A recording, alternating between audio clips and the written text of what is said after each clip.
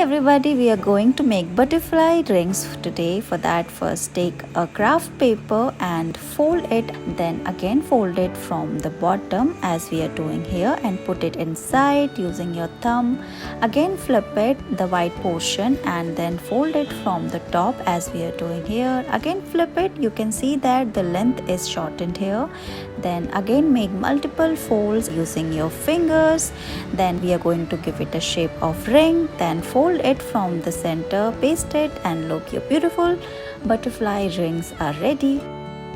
We are going to make beautiful butterfly today. For that, take a printed craft paper, fold it, make it half, again fold it and open it from bottom and up. Again fold it and then make multiple folds, open it and tie it at the center using craft paper. Then we are going to make its antennas, roll it, and look, your beautiful butterfly is ready.